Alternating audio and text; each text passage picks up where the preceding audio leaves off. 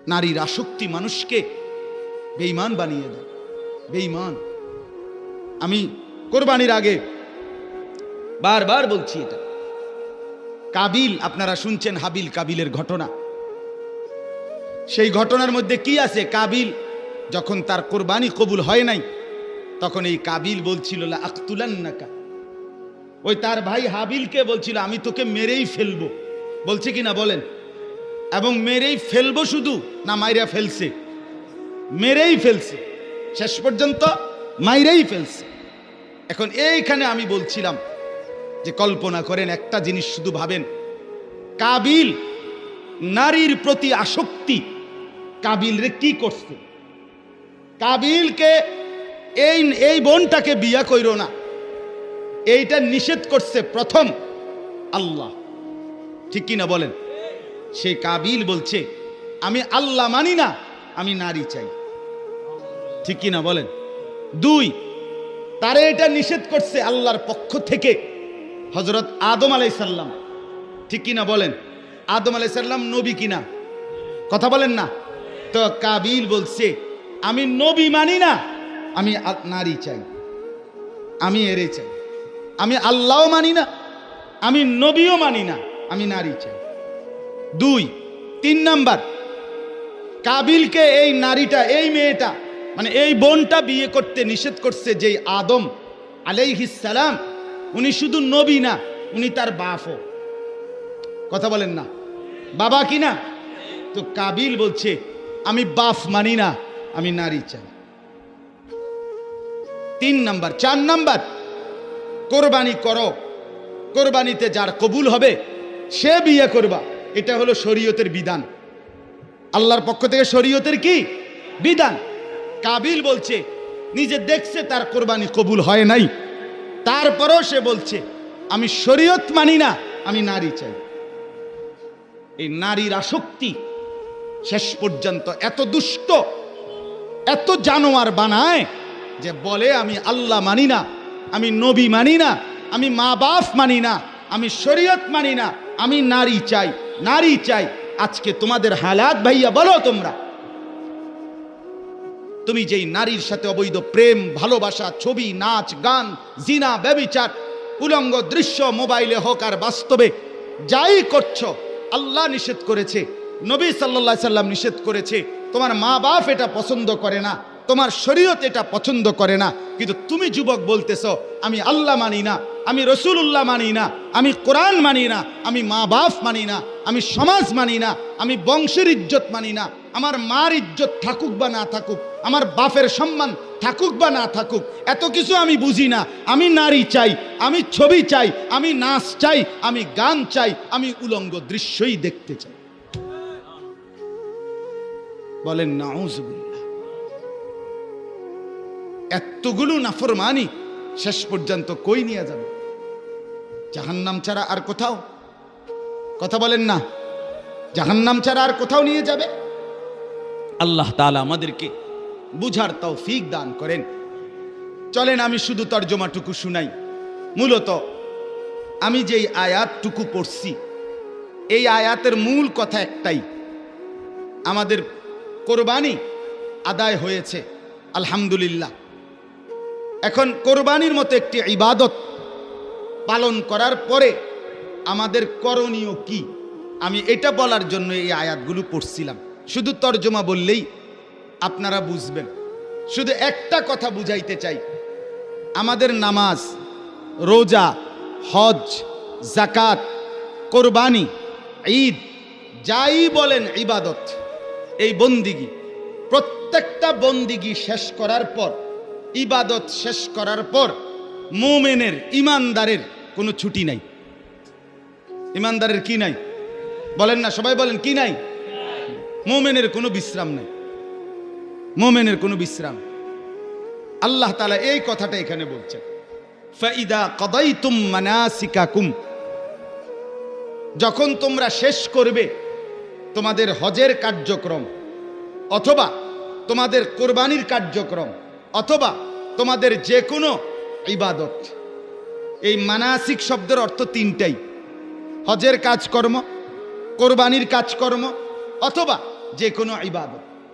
সূরা বাকারার 200 নম্বর আয়াত।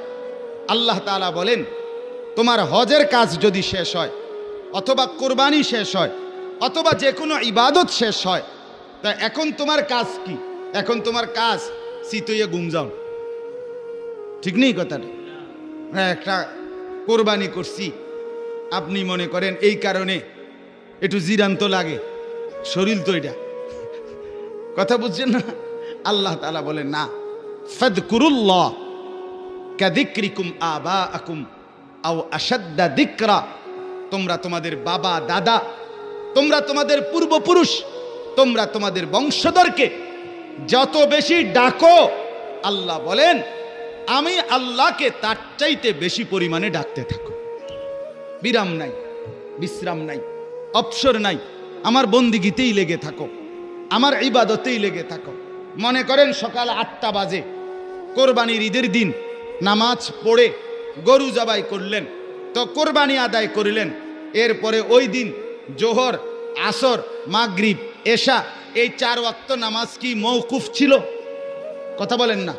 তা আপনি তো কমপক্ষে এই দিনকার নামাজটা তো একটু কি দেওয়া উচিত ছিল, ছাড় দেওয়া। এটা একটা কোরবানি না? আমাদের দেশে তো অধিকাংশ মানুষ মনোযোগ দিয়ে কোরবানি করে, মানে এটা হলো মনোযোগী কোরবান, মানে এত গভীর মনোযোগ কোরবানির দিকে। জোহরও গেছে, আসরও গেছে, মাগরিবও গেছে, এশাও গেছে, এবার 8 দিয়ে কোবা। কথা বুঝে না? তার মানে কি এবার খুব মনোযোগ দিয়ে কি দিছে? কোরবানি দিছে। কারণ জোহর, আসর, মাগরিব বাঁচলে ইডি কি আর না আইবনি?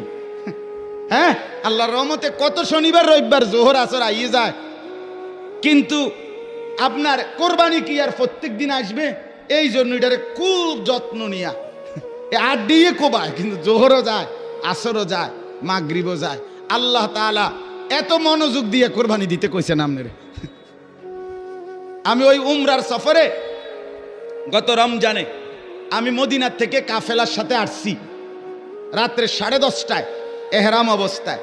তা আমি বললাম যে আমার সাথের যারা সবাই রে, যে আগে আমরা এশার নামাজ, তারাবির নামাজ পড়ব, পইরা এরপরে আমরা গিয়া উমরা করমু। একজন লোক এমনি সাধারণ মানুষ, ওনার লগে 4-5 জন যাত্রী আছে, উমরা করতে আসছে আমাদের সাথেরই।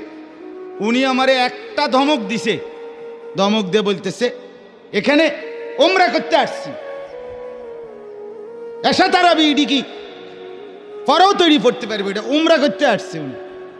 পরে আমি বললাম ভাই দুঃখিত, আসলে আপনি যে উমরা করতে আসছেন এটা আমার জানা ছিল না, আমি বুঝছি না আসলে, বাকি আমনের এই হুয়াদের উমরা আমি এটার লগে নাই, আপনি যাইয়া উমরা করে আসেন, আমি এশা তারাবি ফইরা এর পরে যাবো। মানে ওনার কথা হলো এশা তারাবি এটি তো বাংলাদেশেই আছে, কথা বোঝেন নাই? 1.5-2 লাখ টাকা খরচ করে উমরা করতে আসছে, উনি উমরা না করতে আসছে, উনি কি এশা তারাবি পড়তে আসছে?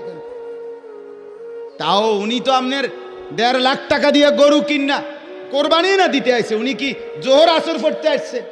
জোহর আসর তো সারা বছরে পাওয়া যায়, এমনটা যেন না হয়, ঠিক আছে না? তাইলে আল্লাহ তাআলা এখানে বললেন যত ইবাদত, নামাজ বলো, রোজা, হজ, তারপরে কোরবানি, সমস্ত ইবাদতের পরে আমার আপনার কোনো ছুটি নাই, মোমেনের কোনো বিশ্রাম নাই। আল্লাহ তাআলা বলেন ফাযকুরুল্লাহ, তোমরা আল্লাহর জিকির করো, আল্লাহর স্মরণে লেগে থাকো, আল্লাহর বন্দেগীতেই লেগে থাকো, আল্লাহকেই কেবল ডাকতে থাকো। সুবহানাল্লাহ। কোরআনে আছে, খেয়াল করে দেখেন, কোরআনুল কারীমে আছে ফাইদা কাদাইতুমুস সালাতা ফাযকুরুল্লাহ কিয়ামান ওয়া কুউদান ওয়া আলা জুনুবিকুম। আমার বান্দা যখন তোমাদের নামাজ শেষ হবে, কি শেষ হবে? ফাযকুরুল্লাহ, তোমরা আল্লাহ তাআলার জিকির করো। তাইলে বিশ্রাম দিছে? কথা বলেন। কোরআনে আছে আল্লাহ তাআলা বলেন ওয়ালি তুকাব্বিরুল্লাহ ওয়ালি তুকমিলুল ইদ্দাতা ওয়ালি তুকাব্বিরুল্লাহ আলা মা হাদাকুম ওয়া লাআল্লাকুম তাশকুরুন। রোজার ব্যাপারে আল্লাহ বলে গুনে গুনে রমজান মাসের রোজা আদায় করো। যখন রোজা শেষ হবে, চাঁদ উঠবে, ঈদের চাঁদ, তো এইবার বিশ্রাম করো না, ওয়ালি তুকাব্বিরুল্লাহ, আমার তাকবীর আল্লাহু আকবারের আওয়াজ বুলন্দ করো। তাহলে ছুটি দিছে কি? কথা বলেন না, ছুটি আছে কি? অতএব আমার বাপ, মোমেনের কোনো ছুটি নাই, ইমানদারের কোনো বিশ্রাম নাই। ইমানদার যতক্ষণ দুনিয়ায় বেঁচে আছে আমাদের বন্দিগি করতেই হবে। আমাদের কোনো শুক্রবার, শনিবার, আমাদের 21শে ফেব্রুয়ারি, 26শে মার্চ, 16ই ডিসেম্বর এই উপলক্ষে আমাদের ইবাদতের কোনো ছুটি নাই। কিসের ছুটি নাই বলেন না? স্কুলের ছুটি হইতে পারে, মাদ্রাসার ছুটি হইতে পারে, প্রতিষ্ঠান কর্মচারী, চাকরি ব্যবসা বন্ধ হইতে পারে, কিন্তু ইবাদত বন্ধ হইতে পারে না। এজন্য পাকিস্তানের হযরত মাওলানা জুলফিকার আহমদ নকশবন্দি দামাত বারাকাতুহুম, সারা বিশ্ব খ্যাত বুজুর্গ, তিনি একটা চমৎকার কথা বলেন যে এক মুমিনের জীবন 3 ভাগে বিভক্ত। কয় ভাগে? একজন ইমানদার মেহনত করবে দুনিয়াতে, বিশ্রাম করবে কবরে, আরাম করবে জান্নাতে। মেহনত করবে দুনিয়ায়, বিশ্রাম করবে কবরে, আরাম করবে কোথায় বলেন না? খালাস। মেহনত কোথায় বলেন? বিশ্রাম কোথায়? আরাম কোথায়? মোমেনের এখানে কোনো বিশ্রাম নাই, মোমেনের এখানে কোনো আরাম নাই। মোমেন এখানে শুধুই বন্দিগি করবে, নামাজ, রোজা, হজ, জাকাত, জিকির, তেলাওয়াত, হালাল হারামের বেঁচে চলা, প্রতি কদমে কদমে আল্লাহ এবং তার রসুলের অনুসরণ করে যাওয়া, জীবনটা সুন্নতের উপরে গড়ে তোলা, এটাই আমাদের দিবা রাত্রির কর্তব্য, ডিউটি। আল্লাহ তাআলা আমাদেরকে এমন তৌফিক দান করেন। ফামিনান নাসি মান ইয়াকুলু রাব্বানা আতিনা ফিদ দুনিয়া ওয়া মা লাহু ফিল আখিরাতি মিন খালাক। আল্লাহ তাআলা বলেন, শুনো, যদি আমার এই কথা বাদ দিয়া এমন মানুষ হয় যে মানুষ বলে যে আল্লাহ আপনি আমাকে যা দিবেন শুধু দুনিয়া দিয়ে দেন, তো আল্লাহ বলে তুমি যা দুনিয়া চাইছো তা হয়তো মিলবে না, দুনিয়া কিছু পাইবা দুনিয়া, তবে এটা শুনে নাও, ওমা লাহু ফিল আখিরাতি মিন খালাক, আখিরাতে তুমি কিছুই পাবা না। শুধু দুনিয়া চাইলে দুনিয়া সব মিলে না, তবে আখিরাত কিছুই মিলে না। কথা এটা বুঝছেননি? শুধু দুনিয়া চাইলে দুনিয়া পুরাপুরি কি মিলে না, কিন্তু আখিরাত কিছুই মিলে না। আল্লাহ তাআলা আমাদের প্রত্যেককে ঈমান আমলের দৌলত দান করেন। আল্লাহ তাআলা বলেন, অতএব এক মুমিনের চাওয়া কি, দোয়া কি, এটাই বলছেন, রব্বানা আতিনা ফিদ দুনিয়া হাসানা ওয়া ফিল আখিরাতি হাসানা ওয়া কিনা আযাবান নার। ইমানদারের চাওয়া এই 3টা। এক, আল্লাহ দুনিয়া সবটা চাই না, দুনিয়া যেটা উত্তম, যেটা হালাল, যেটা পবিত্র, যেটা সুন্নাত মোতাবেক, যেটা আখিরাতের উপকারী, আমাকে দুনিয়াতে সেটাই কেবল দান করেন। আখিরাতে যা উত্তম মানে জান্নাত, আপনি সেটাই দান করেন, আর আমারে জাহান্নামের আযাব থেকে মাফ করে দেন।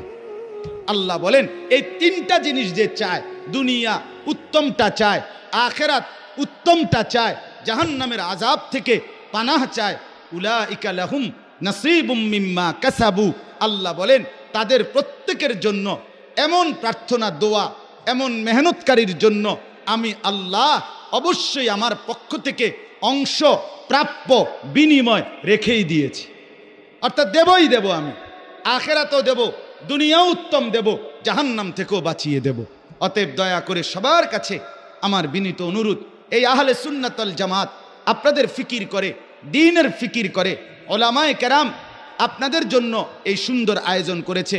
আমাদের খতিবে আজম বয়ান করবে, আমাদের পরম শ্রদ্ধেয়, আমাদের এই চান্দিনার মাটি, মানুষের গর্ব, অহংকার, আমাদের মজলুম, কারা নির্যাতিত আলেমে দ্বীন আল্লামা মুফতি বশিরুল্লাহ দামাত বারাকাতুহুম হযরত আছেন আজকের এই মাহফিলে। হযরতের এলাকা, হযরতের দেশ, হযরত আজকের এই সভাপতি, এখানে অসংখ্য ওলামায়ে কেরাম আছেন। সমস্ত আলেমরা আপনাদের দ্বীনের ফিকির, আখিরাতের ফিকির করে।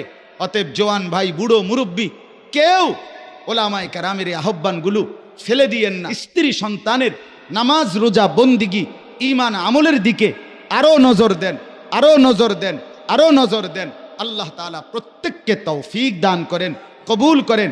যত যুবক ভাই আমার এই ছোট্ট অল্প কিছুক্ষণের বয়ান শুনছেন এতক্ষণ, আমি সবার কাছে অনুরোধ করব, যদি মুসলমানের বাচ্চা হয়ে থাকেন তাইলে আজকের এই এশার নামাজ এখন থেকে শুরু করেন, শুরু করেন। দয়া করে একটা ছেলেও মেহেরবানি করে কেউ নামাজ না পড়ে এদিক সেদিক যায়েন না। আপনার মা মুসলমান